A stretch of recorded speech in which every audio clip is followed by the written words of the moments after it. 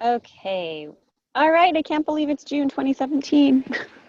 Just crazy. Um, so first off, thanks for joining, Mary. And do you have any specific questions to start off? Because I only just prepared a little couple things, but I thought I would. No, actually, I don't. No, that's totally okay. I just thought I should ask. If you come, you get dibs on any questions. How are you guys doing with your monitoring? Have you been using it lately? We had a cooling baby last month that we used it on, and the baby didn't survive. It was really bad, HIE, and very flat and seizing, and so that was our sad story. That was hard story. Yeah, it was very sad. But we haven't used it as much in the last probably 6 months.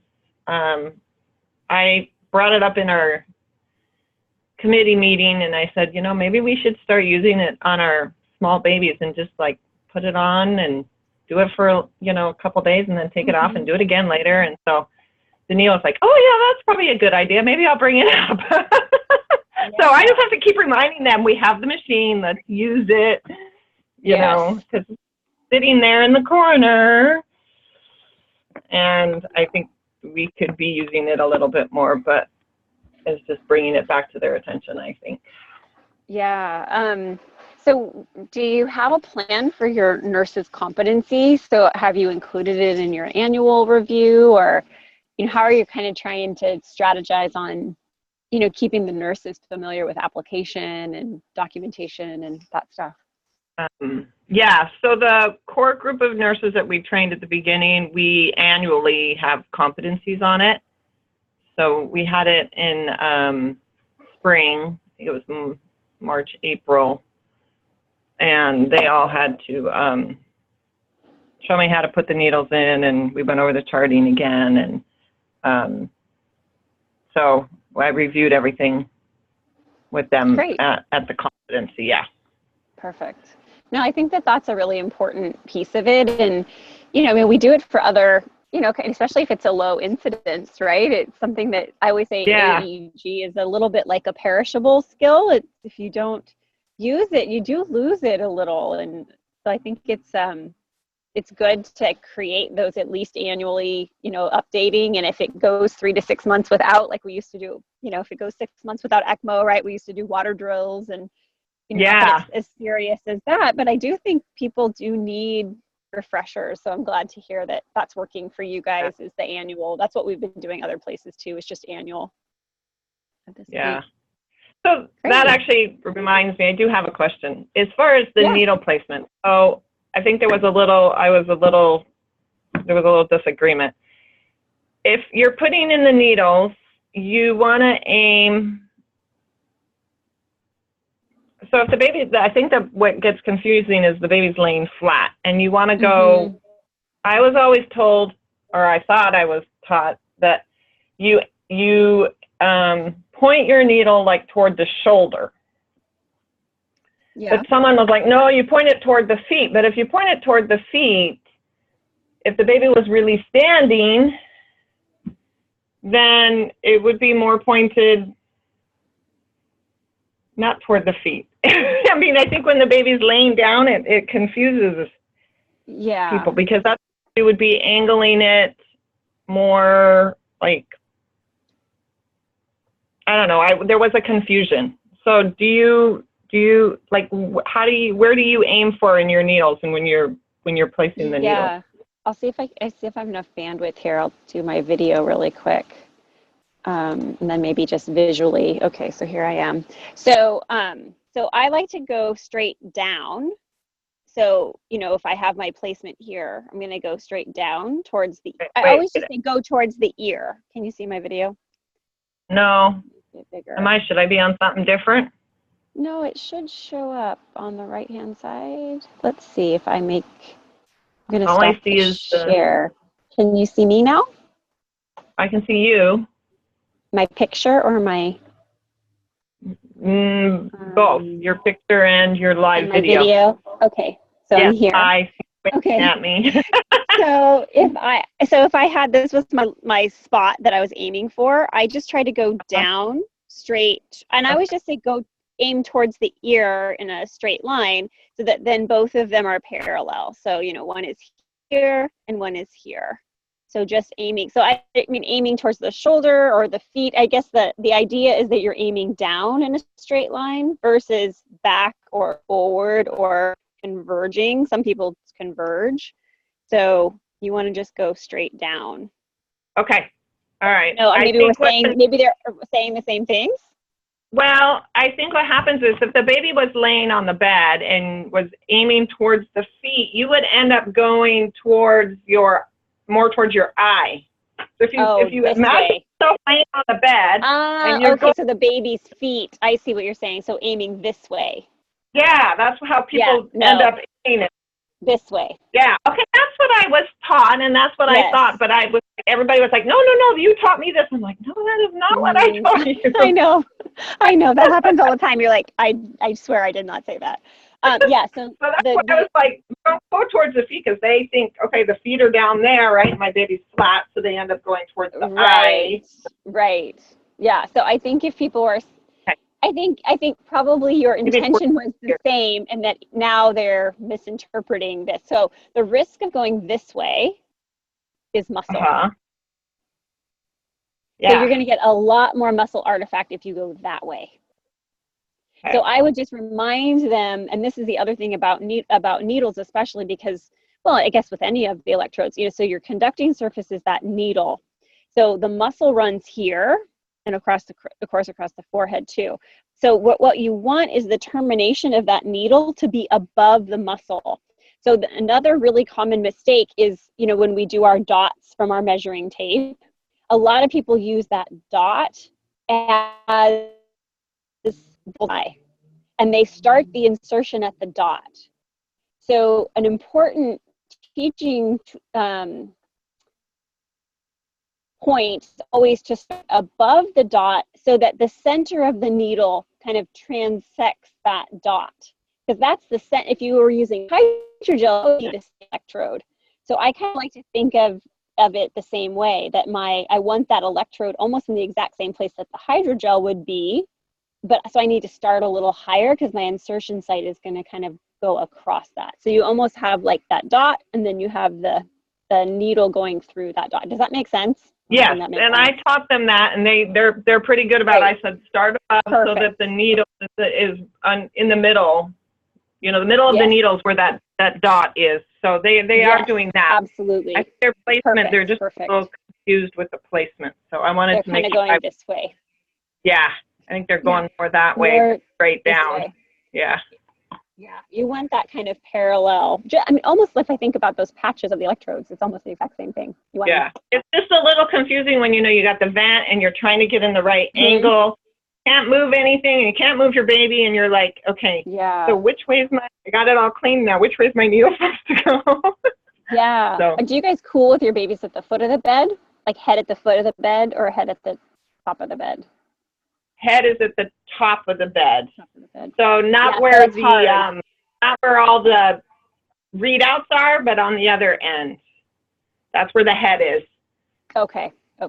So more towards the wall. Yeah, so you have more access to the baby's head. It's not on the end where, like, your temperature readout. Okay. Not where your temperature readout is. Yeah, we flip them.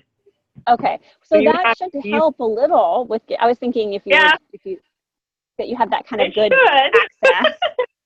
Yeah. It should.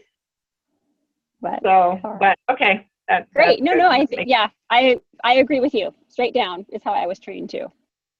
And I think just reminding them anytime you aim too far down or too far forward is you're at risk for all that muscle artifact, which will then make the pattern look more normal than it is, because that extra artifact. And I think that's always our biggest fear, is not that we want babies to have abnormal patterns, but I think especially for cooling babies is we don't want that frontal lobe interference artifact, because it will make that baseline margin go up. It'll cause a drift, and that will make the baby's pattern look more continuous than it is. And that's actually a limitation of a lot of the early cool cap study. Okay. So just, I think it's sometimes it's like, even if they don't want to believe you, just tell them, no, we just get too much artifact up on the face. So aim straight down. That should help a little. All right, that's good. No. Great question though. All right, I'm going to stop my video just because I worry about this bandwidth here. So really quickly, what I thought I would do is go through, I had just been recently doing a lit review for a paper, and I just came across 3 articles that I hadn't seen, and I thought maybe it would be fun to kind of share these. So let me just share my screen really quick. And going back. Let's see. Okay. Not even that new, but just, I guess I missed them somehow. So the first one that I wanted to share was this one that I think maybe speaks to even what you were saying, Mary, about maybe using your aEEG more in your small babies. And so this was a paper that was actually done by the group that was out of Australia, and they had this study called Vibes, and they did all sorts of aEEG monitoring on all sorts of babies. So they actually selected a special cohort of those, or a subset of those babies, and these were all preemies that were less than 30 weeks, and they did aEEG on them on days 4, 7. Do you need me to help you? No, Louise just walked in the room. Hi, Kathy. Oh, hi, how are you? So we're just going over a couple articles that I just recently stumbled across. So this one is on preterm babies and looking at normative values and also trying to correlate this to long-term outcome. So they had the unique opportunity of doing a lot of aEEG and a lot of imaging in this Vibes study. And then they also looked at outcomes at 2 years and 7 years. And so there have been a lot of aEEG studies that look at babies at a year old, and which are great. And even some of our HIE babies, we've only looked at, actually one of the ones I'll show you next is an HIE cohort. So obviously this is much longer outcomes, so 2 years and 7 years. And so what they wanted to do is figure out what were some of the features of the aEEG that indicated a normal outcome. And so that way we could begin to create better prognostic power. Since for preemies, we always say that the trend of aEEG is very powerful, it's just not very predictive. And so what we're still trying to do is really create a stronger predictive value of our aEEG. So what we know and what this study validated was really that there are correlations. You can see here, if you just kind of read along with the results, correlations between increasing postmenstrual age and decreasing maximum value of the amplitude. So as babies get older, that upper margin begins to get more narrow, comes down closer to that 10 and sometimes to that 25. And then we also have an increasing minimum amplitude. So the bottom margin shifts upwards as the baby gets older, things that we all look for. And the things that, and then there's spectral edge frequency, which most monitors don't really display in the commercial world, so we won't worry so much about that, but increasing spectral edge frequency. Then things that went the opposite, so as the age got higher, then these things went lower. So as increasing postmenstrual age, the counts of smooth delta waves and delta brushes and theta brushes, so these are all features of the EEG, decreased. And increasing age also was associated with a decreased amount of time spent in interburst interval, so IBI. So IBI is that as babies are maturing, their bursting becomes more frequent or their activity becomes more continuous. And this is where we say that interburst interval decreases because the bursts are more frequent. So some people call this continuity and some people just call this interburst interval. So basically the brain begins to become more continuously active, which is fantastic. They also think they found is that the interburst interval becomes shorter, again, more continuous activity. So there are some monitors and in some markets where we can actually see IBI readings on the actual aEEG devices. So again, just kind of some of these features. And so what they found were these things actually did correlate with normal term equivalent age, neuroimaging, and neurodevelopmental outcomes. So, and just saying that if we look at these normative values, it can help us to predict these babies' outcomes. So those are some of the features that if you guys were going to look at aEEG in preterms, you know, tracking that upper margin, tracking that lower margins might be things that you guys could look at to show that the baby is maturing as expected and is trending towards a more normal aEEG and a more normal outcome. So this is from Journal of Perinatology 2015 and issue 35, and a really great review of kind of all of what has been published previously about preterm babies and some of the challenges we've had in looking at their aEEG patterns. So just another really good one, maybe a great one for a journal club or for the physician who was, you know, kind of supporting going that direction. So hopefully that will be helpful. Yeah, okay. So this one's good. The other one I wanted to share was just a new meta-analysis. This came out just recently in Journal of Perinatology this year. And this is looking at a meta-analysis of all of our HIE babies and how predictive their aEEG is. And this is just basically reaffirming what we know, that babies who have an early aEEG who are undergoing cooling, that it's not very predictive, and that we want to wait until that 48 hours or even 72 hours before we really start to use aEEG as a indicator or of predictive value of long-term outcome. And so this particular study was, again, a meta-analysis. They looked at 70 articles, 17 met their inclusion criteria, and the inclusion criteria that was most important for them was long-term outcomes. And so they excluded some and they included others. So they left 9 behind with an N of 520 in the end. So they looked at sensitivity and specificity. They looked at that 6 hours, because remember back in the day, we had all that data that showed that for babies with HIE in the pre-cooling era, 6 hours we could predict outcome. So although we could predict some of the outcomes, up to 96%, there were some babies who still had a negative aEEG but had positive outcomes. So the sensitivity was quite low. So as we start getting towards that 48 hours, it actually becomes much, much stronger. And so that's why everyone is recommending that if you have a persistently abnormal aEEG at 48 hours, it's more associated with adverse outcomes and poor prognosis. The positive prognostic value at 6 hours is poor, and good outcomes may occur despite bad aEEG.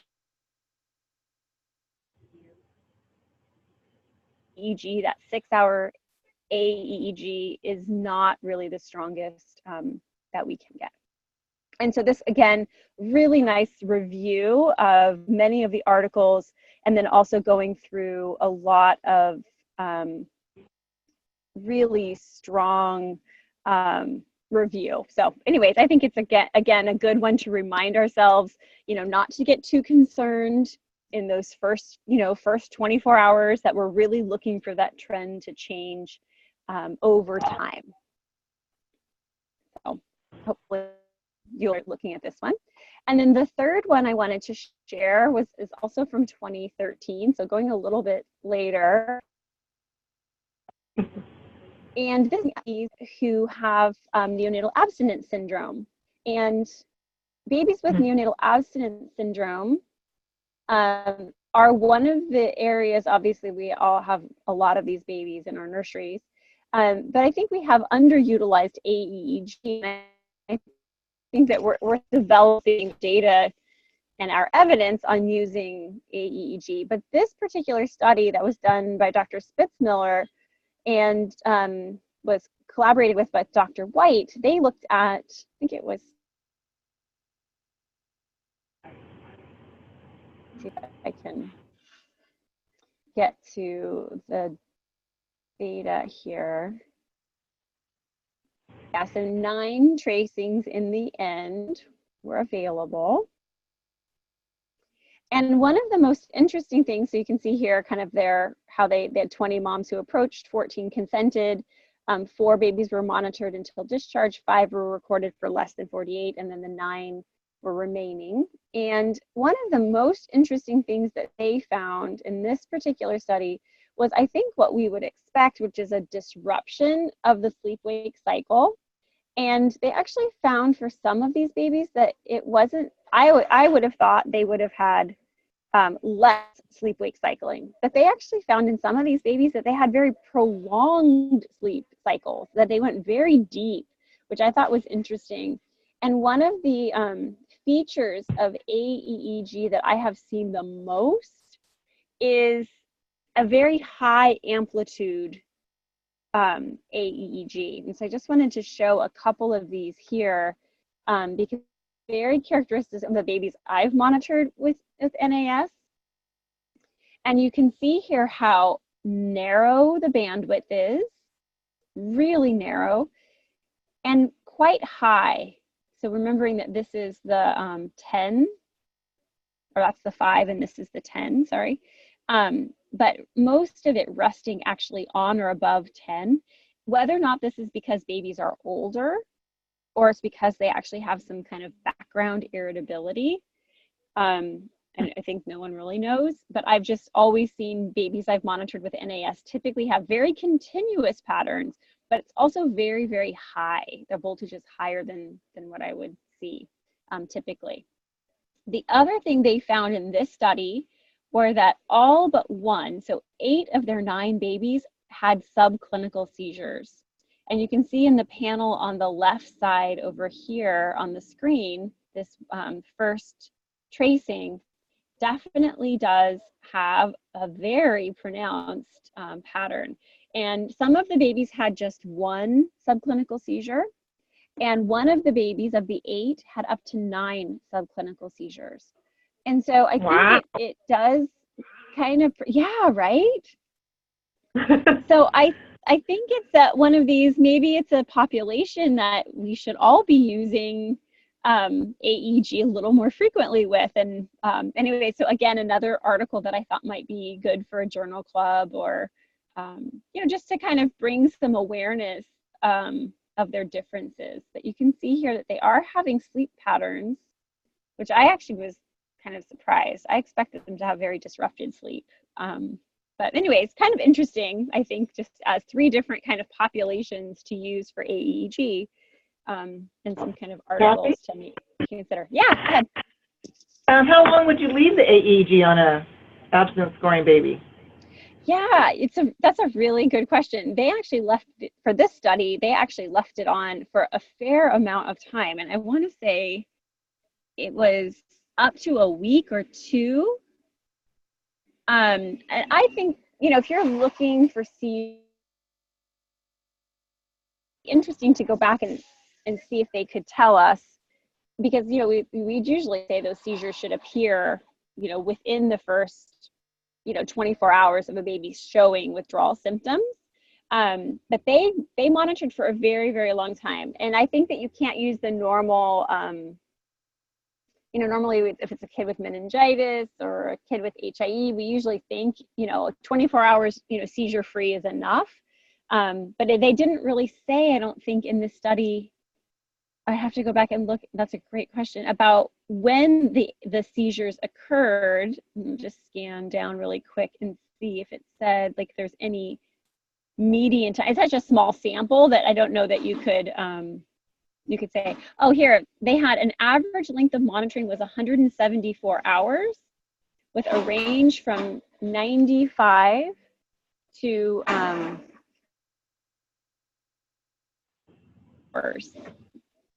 So a very long, so it's right here under results. So, and the babies were older.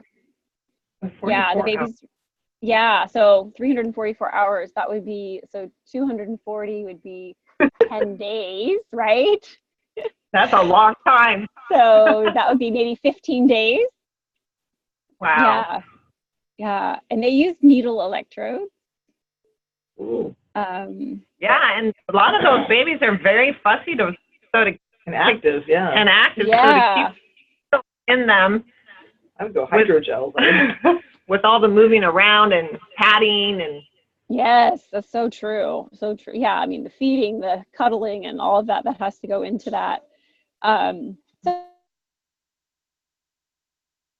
you know, can be replicated again. It says 3 of the babies were monitored until discharge. I think that was their intention, was to get as long of recordings. But anyway, I think it's interesting. So, you know, there's a lot of stuff in here. I'm trying to see if it tells us when the seizures actually occurred.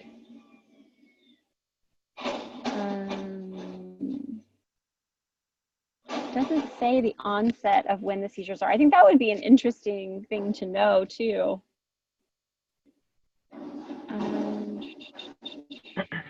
Yeah, 88% had at least one seizure, but it doesn't say when they presented, which I think is hard to say.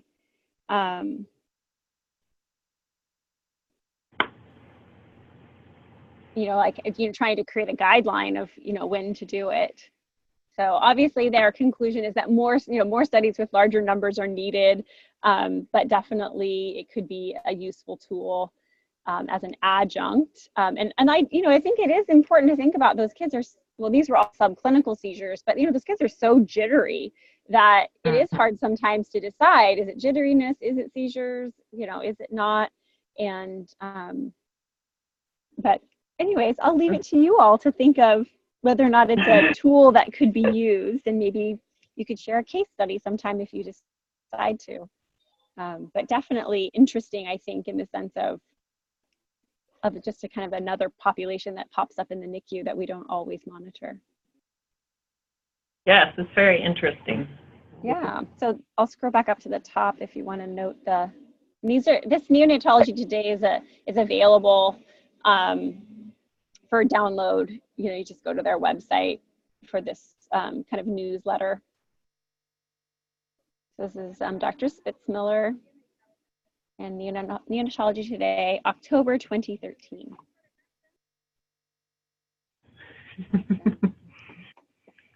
Well, that was all I had for just those 3 little articles that I just stumbled across recently and thought might be fun to share. And our next call is July 31st. I can't believe it. It'll be smack in the middle of summer. Wow. I know, right? It's hard to believe. But anyways, any questions about those? Those are great questions. Just kind of, you know, how long to monitor? I don't think we know. For some of the populations, right? For preemies, we know. For the HIE kiddos, we know. But, you know, this population is still really not very well defined, the NAS babies. Yeah. So for the preemie babies, if you were going to do like serial monitoring, what would be like the length of time? Would you do like 24 hours or at a time at the beginning and then every so many weeks, or? Yeah, so most of the studies that I've seen do anywhere from 4 to 24 hours of monitoring, because in 4 hours you can you know, kind of disregard that first, you know, 30 minutes to an hour of application and kind of signal settling, and then you've got kind of a good couple hours in the middle to catch a cycle, sleep-wake cycling, and to really evaluate the baby in different states. And then you know, looking, you know, kind of then you disregarding the end where you're kind of rousing the baby and beginning to remove the electrodes. So I think as long as you could get a couple good hours where you felt like you could really reflect on a stable signal with mostly you're looking for background and cycling. Okay. And so, you know, I would say anywhere from 4 to 24.